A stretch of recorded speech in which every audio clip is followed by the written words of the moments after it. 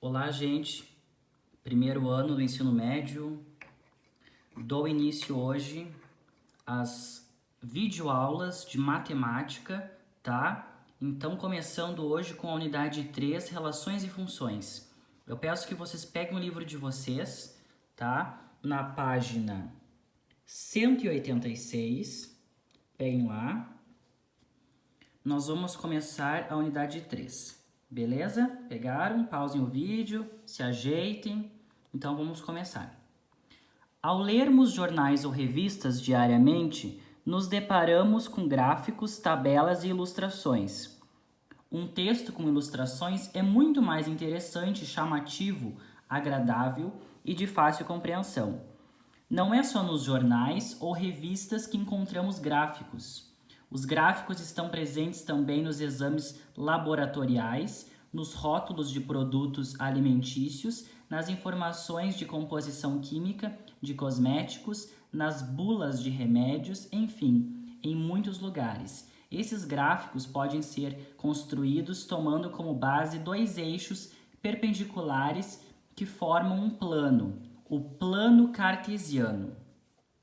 Ao relacionarmos espaço em função do tempo, número do sapato em função do tamanho dos pés, valor de uma compra em função da quantidade de objetos comprados ou preço em função da demanda de um produto, percebemos quão importantes são os conceitos de função para compreendermos as relações entre os fenômenos físicos, biológicos, sociais e econômicos.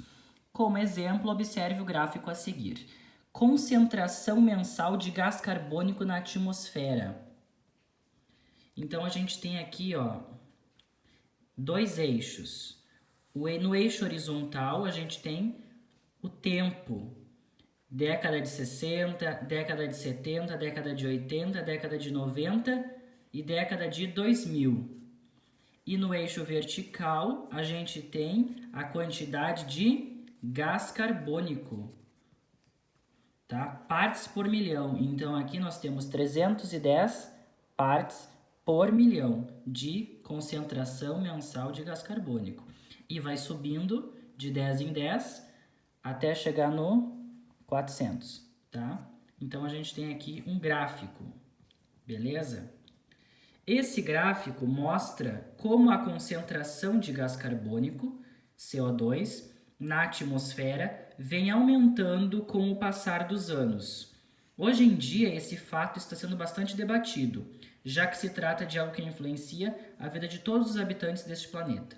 Os governantes e as entidades civis também discutem maneiras de reduzir a emissão desse gás para que tal concentração possa se estabilizar e até mesmo se reduzir.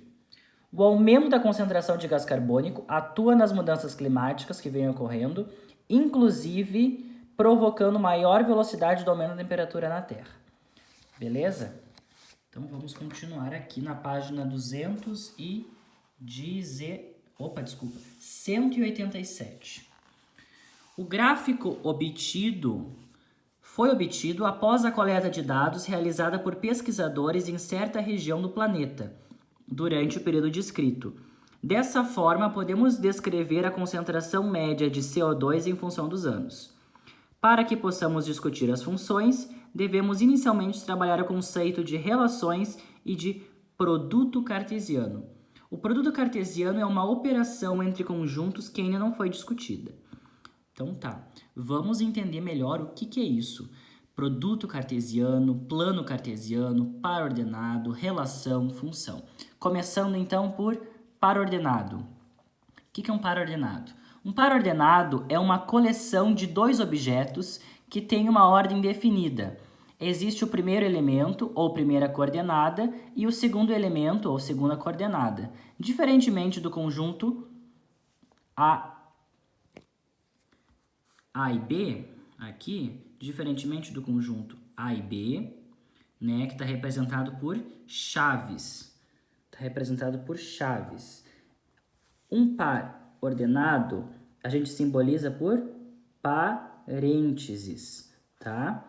Precisa ser apresentado em determinada ordem. Dois pares ordenados só serão iguais quando os primeiros elementos forem iguais entre si e os segundos elementos também forem iguais entre si, tá? Então, quando o A for igual ao C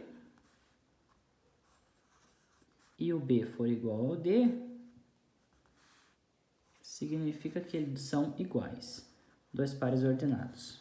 Os pares ordenados são utilizados, por exemplo, para representar as coordenadas, os endereços de pontos no plano cartesiano. Vamos entender melhor isso. Então tá, plano cartesiano. O plano cartesiano é constituído por dois eixos. O eixo X e o eixo Y. Perpendiculares entre si. Lembra o que é perpendicular? Forma um ângulo de 90 graus. Então, aqui, ó,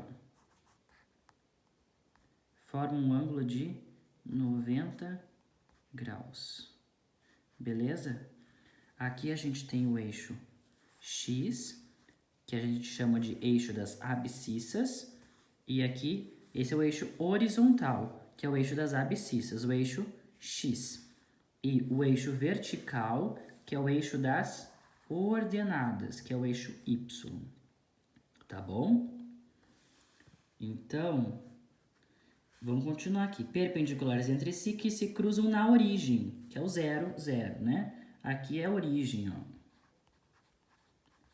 Origem. Tá? Que é o ponto 0 e 0. Continuando, o eixo horizontal é o eixo das abscissas. Pode sublinhar essa parte aqui, gente. E o eixo vertical é o eixo das ordenadas, eixo Y, tá? O eixo horizontal é o eixo X e o eixo vertical é o eixo Y. Cada um dos eixos representa o conjunto de todos os números reais, tá? Assim, esse sistema de coordenadas organiza o plano cartesiano ao descrever cada um de seus pontos por um par de números, que a gente chama de par ordenado, tá? Vamos entender melhor. Cada ponto, então tem vários pontos no plano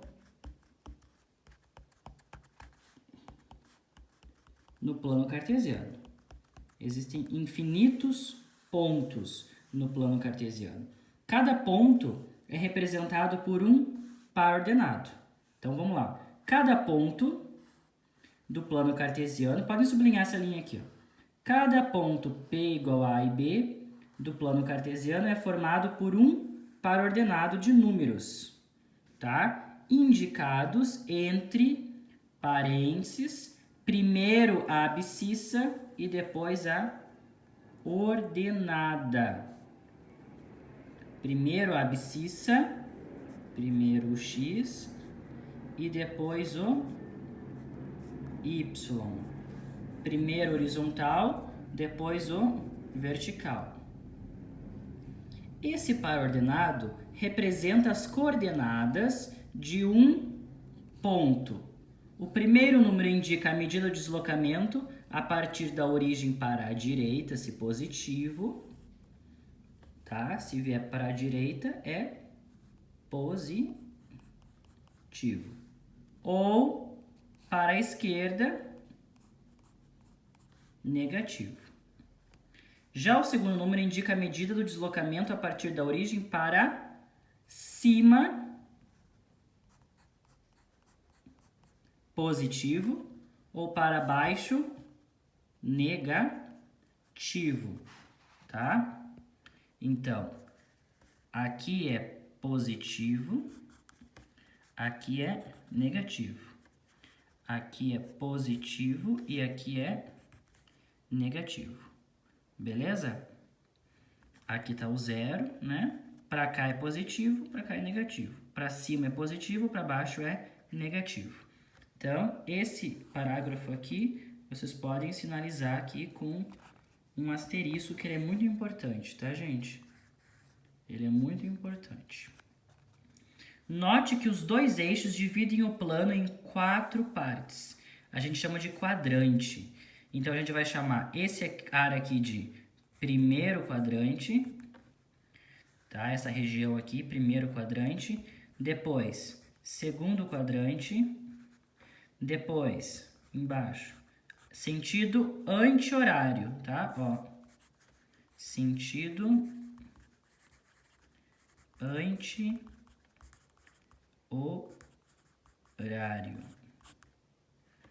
E, por último, o quarto quadrante. Beleza? O plano cartesiano serve para representar e analisar funções e relações. Para isso que serve o plano cartesiano. E para construir gráficos, tá bom?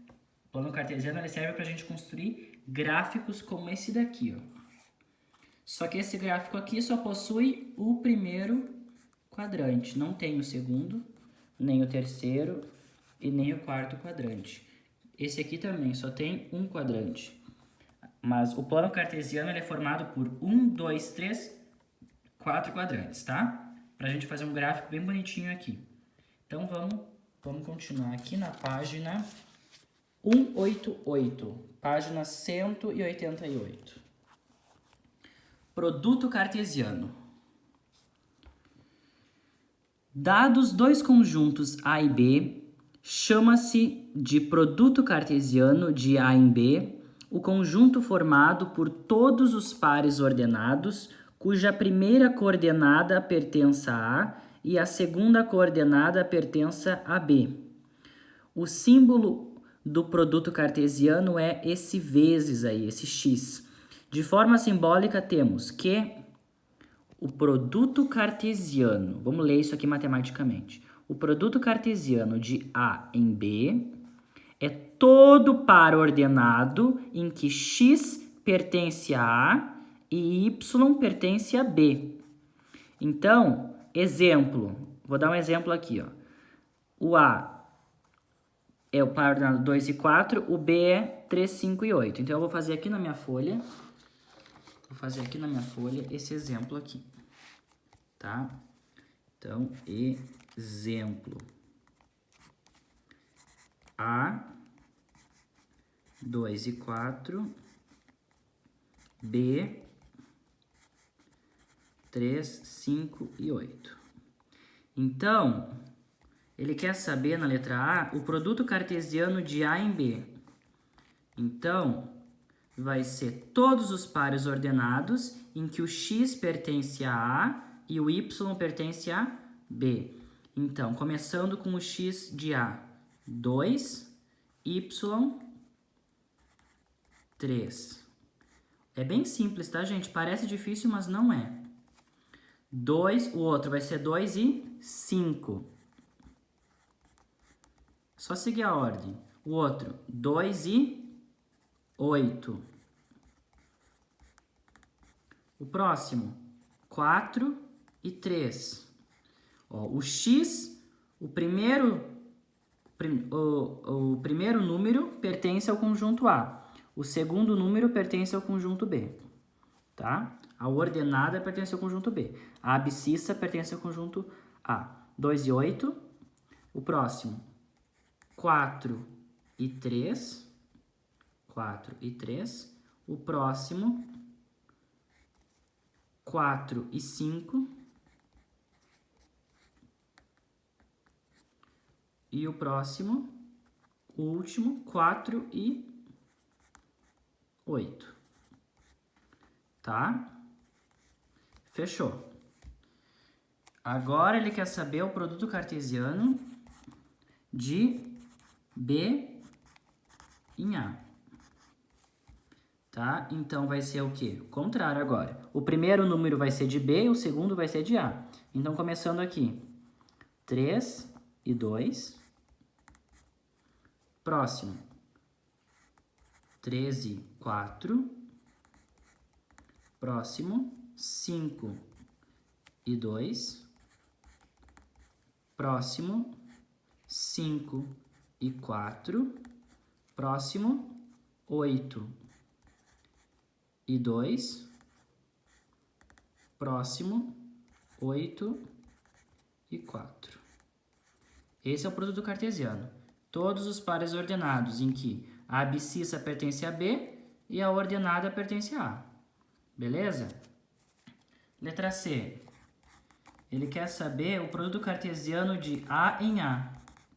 Como assim? Não entendi. Então, é como se o X é de A e o Y também. Então pensa assim, ó. Eu tenho A, 2 e 4 e A, 2 e 4. Vamos fazer as combinações possíveis agora. Então, 2 e 2, 2 e 4, 4 e 2, 4 e 4. Desculpa a bagunça aqui que eu fiz, mas espero que vocês entendam. Tá? Então, esse é o produto cartesiano de A em A. São esses pares ordenados aqui, tá bom, gente? Isso é produto cartesiano. O produto cartesiano pode ser representado de 3 formas. Na notação com chaves, como mostrado acima, no diagrama de setas, tá aqui, abscissa ordenada, tá? Ó.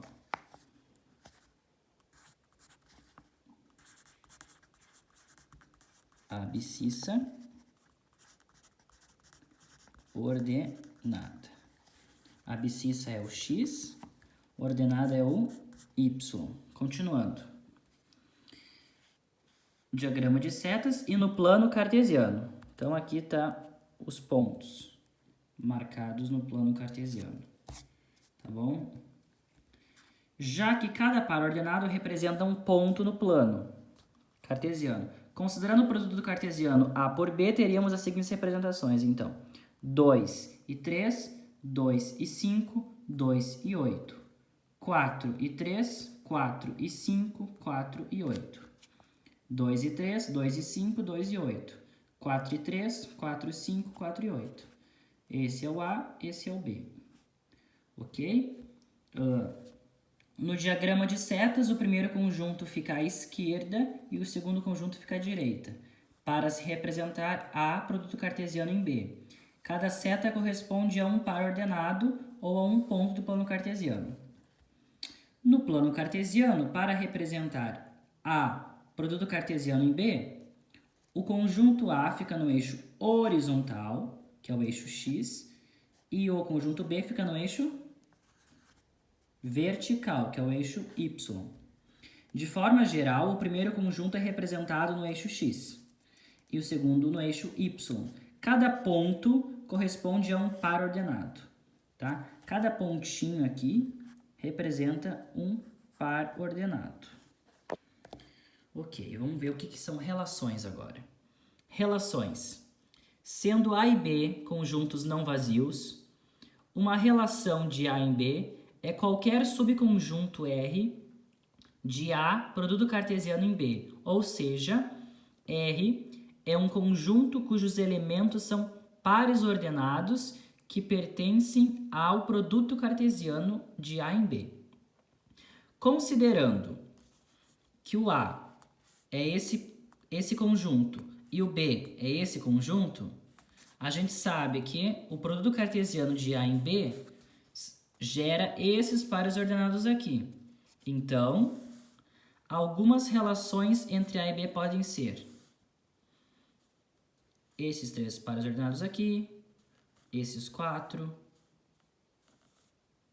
os 6, tudo, né? Ou o próprio conjunto vazio. São relações possíveis, tá? Que podem ocorrer, que estão dentro desse conjunto aqui, tá? Por isso que a gente chama de subconjunto. Também é possível representar uma relação de 3 maneiras distintas, como feito para o produto cartesiano. Escolhendo a relação R2, que tem os pares ordenados 2 e 3, então 2 e 3, 2 e 3, 4 e 3, 4 e 3, 4 e 3, conseguiu enxergar? 4 e 5, 4 e 5, 4 e 5, 4 e 8, 4 e 8, 4 para o x, 8 para o y, tá aqui, tá? Então essas são as representações, diagrama e plano cartesiano, fechou? Então vamos lá, domínio e contradomínio de uma relação. As relações mais importantes são aquelas definidas sobre conjuntos de números reais, mas nem sempre uma relação está definida para todos os números reais.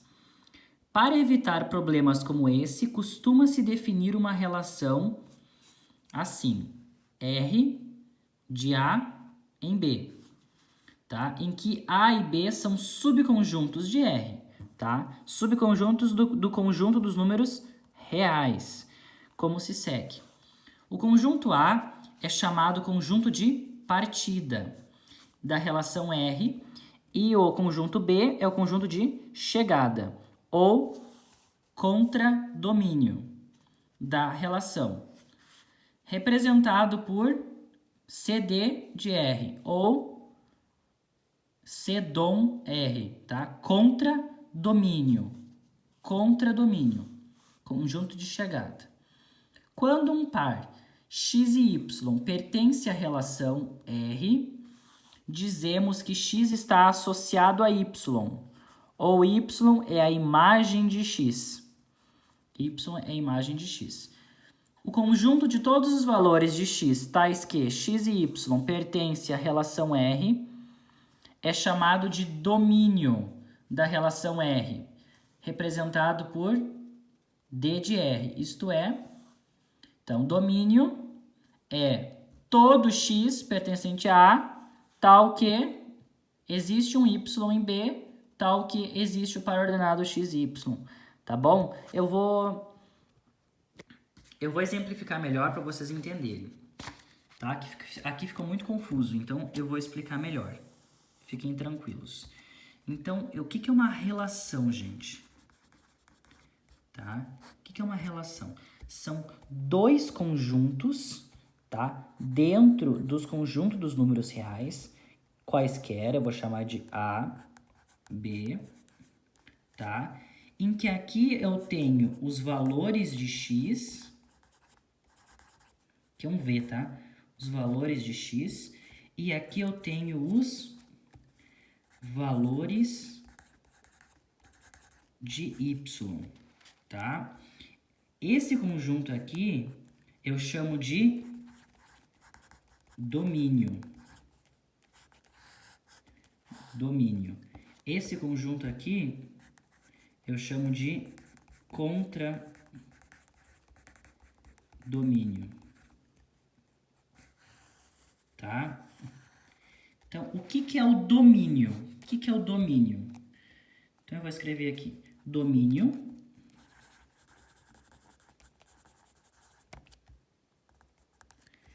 é o conjunto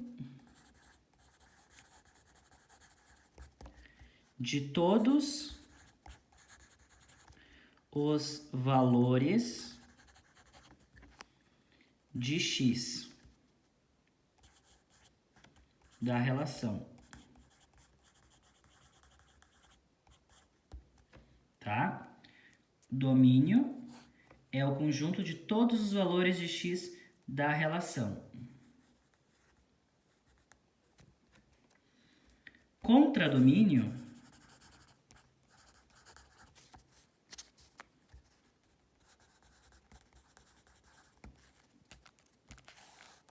é o conjunto de chegada que possui todos os valores de y disponíveis, tá? Disponíveis. E eu chamo de... Aqui melhorou a imagem, ok? E eu chamo de imagem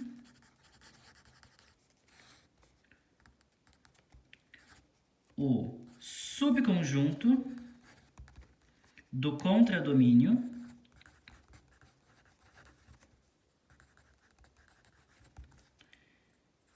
que contém os valores de y, os valores de y que são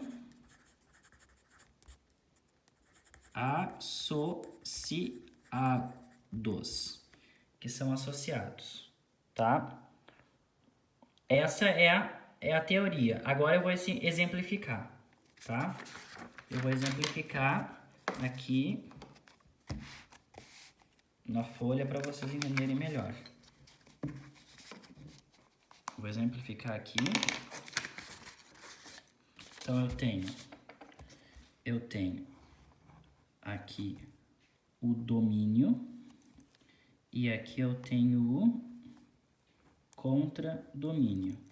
Daí aqui eu tenho os valores de x. 1, 2, 3, 4.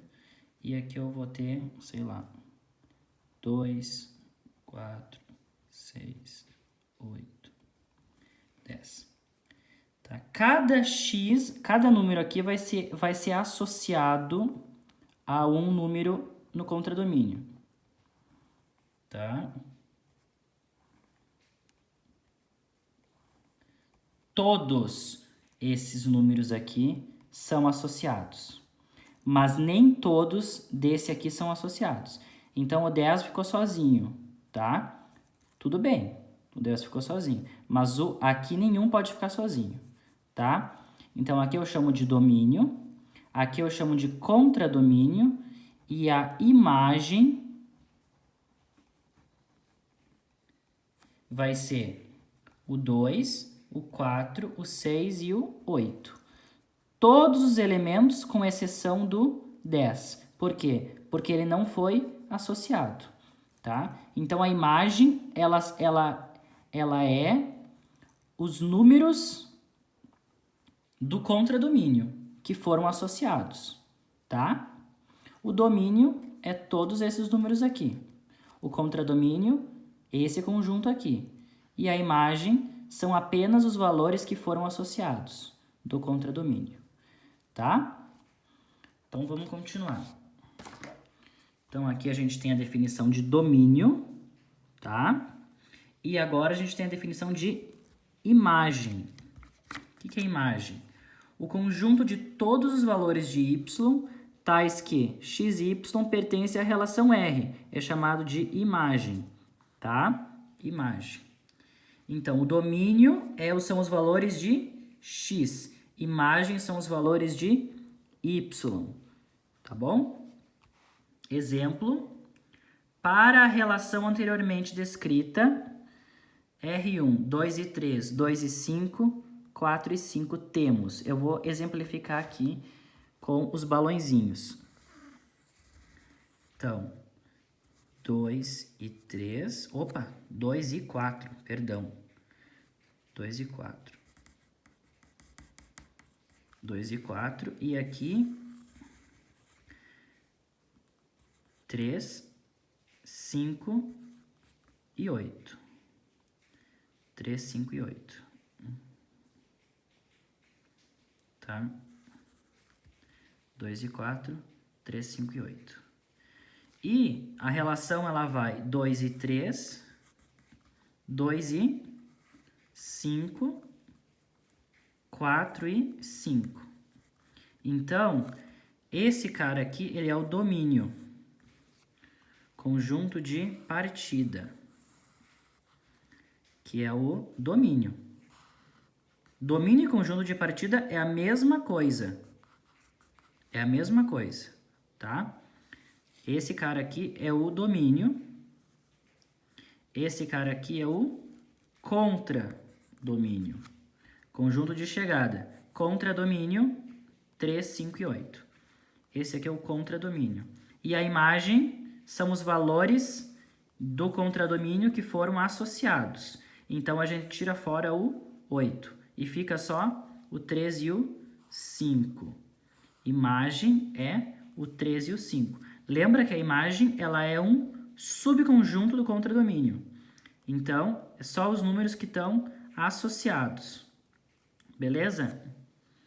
Então, 2 e 3 pertence a R1. 2 está associado a 3.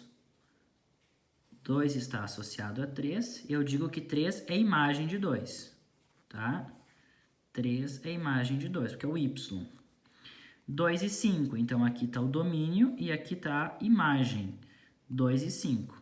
2 está associado a 5 ou 5 é imagem de 2.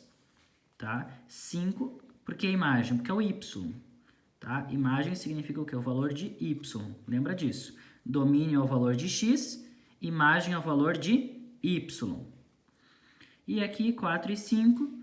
4 está associado a 5 ou 5 é imagem de 4. Observação. Nem sempre o conjunto de partida e o conjunto domínio são iguais. E nem sempre o conjunto imagem e o conjunto contradomínio de chegada são iguais. Esses dois fatos podem ocorrer, porém isso não é regra geral, tá? Então, esse é o conjunto de partida, esse é o conjunto de chegada. Mas os valores de x eu chamo de domínio e os valores de y eu chamo de imagem. No plano cartesiano, o conjunto de partida é o eixo x, tá?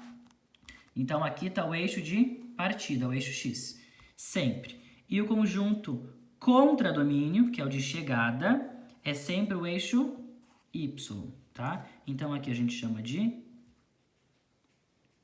partida e aqui de chegada ou contradomínio, tá bom? Para determinar o conjunto domínio e o conjunto imagem, devemos projetar os pontos ou a curva que representa a relação sobre o eixo x ou sobre o eixo y, respectivamente. Essa é uma maneira prática de estabelecer domínio. Essa é uma maneira prática de estabelecer domínio e imagem graficamente. Então, vamos resolver isso aqui. Exercício resolvido. Considere as relações representadas pelos gráficos a seguir. Para cada uma delas, determine o conjunto domínio e imagem. Então, lembrando que conjunto domínio são os valores de x. E conjunto imagem são os valores de y. Quais são os valores de x? O gráfico começa aqui e ele vai até aqui. Então, esse intervalo aqui é o domínio. E vou fazer de vermelho aqui, deixa eu achar. Vou fazer de roxo, vou fazer de rosa. E esse intervalo aqui, ó, começa aqui e vai até aqui.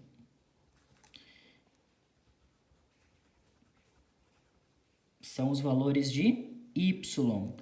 E isso aqui eu chamo de imagem, tá? Então, a imagem, ela vai de menos 2 até 2. E o domínio vai de menos 2 até 4. Tá? Agora, então, é só olhar quais são os valores de y que a função assume e quais são os valores de x. Lembrando que isso aqui são intervalos, a gente representa por colchetes, tá? Porque são intervalos numéricos, reais, tá? Então, vamos ver aqui. Bom, aqui a gente tem, ó, um gráfico discreto, um gráfico que só tem 4 pontos. Ele não é um gráfico contínuo, tá? Porque não tem curva, é só os pontos. Então, o domínio vai ser 1990, 1991, 1992 e 1993. Por quê? Porque é esse ponto aqui, tá? É só 4 pontos. Então, o domínio é o conjunto, não é um intervalo. 1990, 1991, 1992 e 1993, tá? Já a imagem é 15, os valores de Y. Imagem, valores de Y. Domínio, valores de X. Tá? A diferença desse gráfico para esse gráfico é que esse gráfico ele é contínuo, ó. Ele tem reta. Então, a gente tem intervalos. Aqui não, esse gráfico ele é discreto, ele só tem 4 pontos. Ele salta, ó. Ele vai desse para esse, para esse, para esse. Eu não posso fazer um risco aqui e unir os pontos. Não é brincadeirinha de ligar os pontos, tá? É um gráfico só com apenas 4 pontos. Então, eu tenho um conjunto e não um intervalo. Conjunto. Tá? Com 4 pontos apenas no domínio e 4 pontos apenas na imagem. Vou escrever aqui em cima. Ó. Imagem 15, 25, 35 e 45. Tá? Domínio e imagem. Fechou? Então, vamos para a próxima página. Nós estávamos na página 189, agora a gente vai para a página 190. 190, página. Página 190, vamos lá. Então, aqui está a resolução, tá? Foi o que eu já fiz, não vou explicar de novo. Beleza? Então tá, vamos pular. Um tipo especial de relação, a função. Bem importante isso aqui. Agora a gente vai aprender o que afinal significa essa palavrinha aqui, função. A gente vai ver o ano inteiro praticamente, né? Quer dizer, boa parte do ano, funções. Então agora a gente vai definir o que é uma função, tá? O que é uma função? Uma função f de A em B, tá? Então domínio e imagem, conjunto de partida, contradomínio, é uma relação em A e B, né, que associa, ou seja, cria pares ordenados, a cada elemento x pertencente a A, um único, sublinha essa palavra aqui, ó, único. Único y em B. Então, agora não vai mais ter isso aqui, ó. Essas flechas aqui no mesmo número. Não pode. Um número, o 2 não pode ter 2 correspondentes. Ele só pode ter um correspondente, tá? Isso aqui não é uma função, isso aqui é uma relação. Então eu vou explicar melhor, fiquem tranquilos. Então vamos de novo. Uma função f de A em B é uma relação em A e B que associa, no produto cartesiano, né, na relação, que associa a cada elemento x pertencente a A um único y em B. A notação mais utilizada para representar uma função f de A em B é essa aqui. F de A em B. Tá? Essa é a notação de função. Então vamos lá. Em uma função, o conjunto de partida A é sempre o domínio da função. Tá? É sempre o domínio da função. Então, o primeiro conjunto aqui a gente vai chamar de domínio. Tá? E não mais de conjunto de partida, mas de domínio. Cada elemento de A terá um e apenas um elemento correspondente no contradomínio B. Tá? Então, aqui eu vou ter o contradomínio. E para cada número aqui, eu vou ter apenas um correspondente.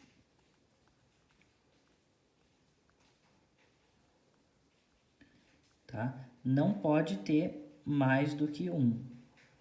É uma flechinha para cada número. tá? Um correspondente, um correspondente, um correspondente, ok?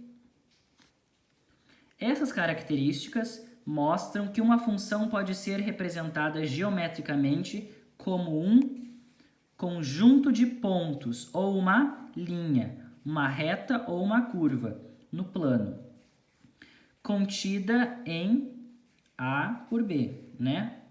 No produto cartesiano, que só pode ser intersectada uma única vez por uma reta vertical, qualquer que seja essa reta. Essa é a maneira prática de reconhecer se um gráfico no plano cartesiano representa uma função. Então, se eu quiser saber se uma função é uma função, eu traço uma reta e se cortar em um ponto apenas, eu posso afirmar que é uma função. Agora, se eu tenho aqui um gráfico e eu passar a reta e cortar em 2 pontos, daí não é uma função. Tá? Então nós vamos ver melhor depois nos exemplos. Mas é isso que está dizendo aqui. Então vamos continuar. Como qualquer relação, uma função pode ser representada por qualquer uma das 3 maneiras já discutidas anteriormente, tá? Então, diagrama, plano cartesiano ou notação. A mais utilizada é a representação no plano cartesiano, já que a maioria das funções estudadas terá como domínio o conjunto dos números reais. Para cada função, será obtido um gráfico correspondente. Um dos grandes objetivos do nosso estudo será verificar a que tipo de gráfico cada função definida algebricamente está relacionada. Então, aqui a gente tem as funções algébricas, tá? E aqui a gente tem diagramas e aqui a gente tem gráficos, tá? 3 representações diferentes para representar a mesma coisa. Então, aqui os exemplos, já mostrei, tá? Então, aqui os gráficos, podemos, então, pular essa parte.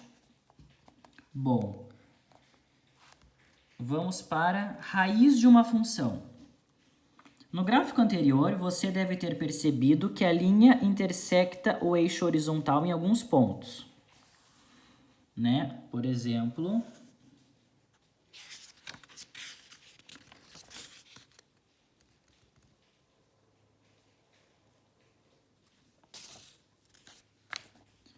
aqui, ó.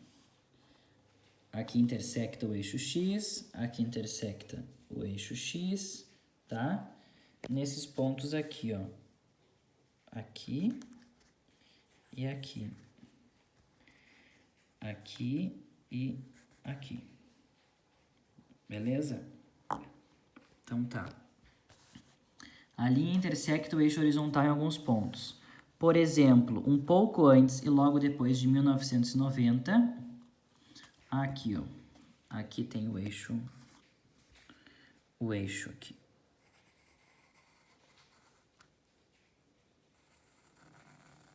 Não dá, ups, não dá pra ver direito.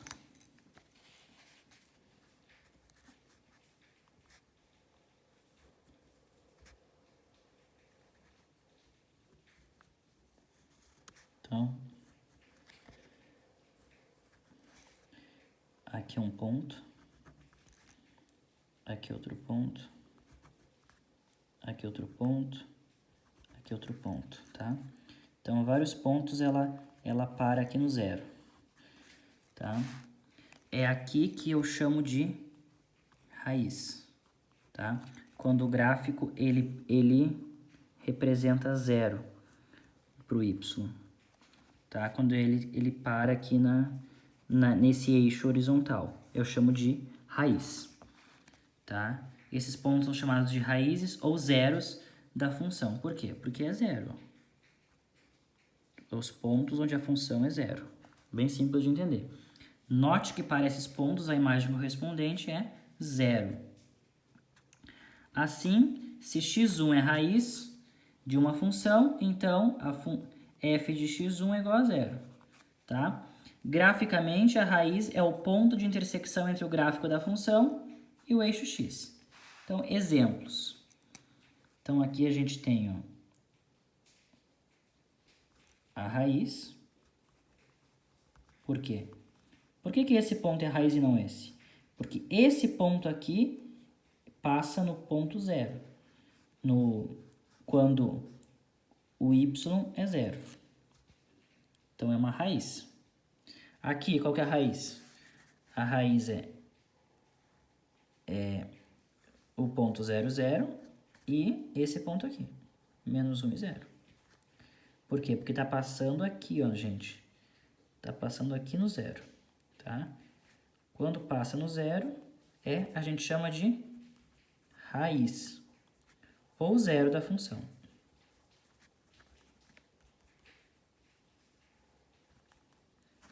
Tá? Então, essa é a definição de raiz ou 0 da função. Aqui, ó, não tem raiz, porque ele não passa aqui, ó. Ele não passa. Então, essa função não tem raiz. Tá? Que nenhum ponto passa por aqui. Ok? Então, vamos lá. Tonicidade de funções. Crescimento e decrescimento de funções. Tá? Vamos agora discutir outro aspecto das funções. Depois de analisar tais gráficos, definiremos de maneira formal o que é crescimento e decrescimento de funções. Então, aqui nesse gráfico aqui, a gente tem o PIB, Produto Interno Bruto, em milhões de dólares. Tá? E aqui os anos, que vai passando o tempo, né, até chegar em 2014, que foi o último dado aqui do gráfico. Começa em 1962 e vai até a 2014. E aqui desse eixo vertical, a gente tem o PIB de cada país em milhões de dólares. Quer dizer, o PIB, no caso, mundial, né? Estamos falando. Beleza. Nesse gráfico que trata do PIB, podemos perceber que de 1962 a 1982, a tendência do indicador foi de aumentar, ó. Até aqui meio que a curva aumentou. Depois ela dá uma leve diminuída e volta a aumentar. Volta a aumentar, daí chega no pico, 1990, e desce de novo. Depois volta a aumentar, aumenta, chega num pico, volta a diminuir. Então, depois diminui mais, depois aumenta e diminui, depois aumenta e diminui, tá?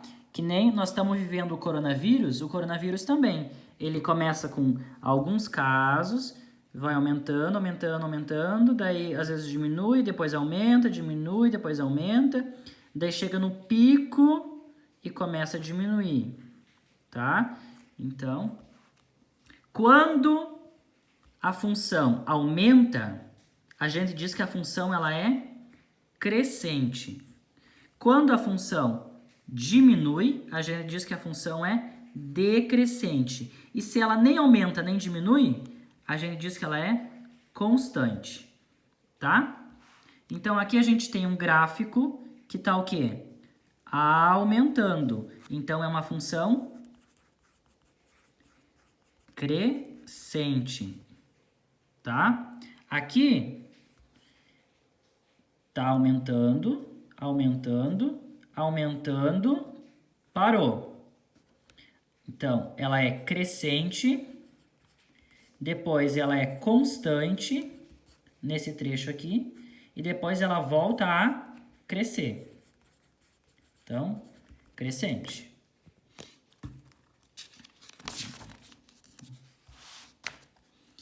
De acordo com esses gráficos, foi visto que uma função pode apresentar 3 tipos de comportamento: crescente, decrescente ou constante.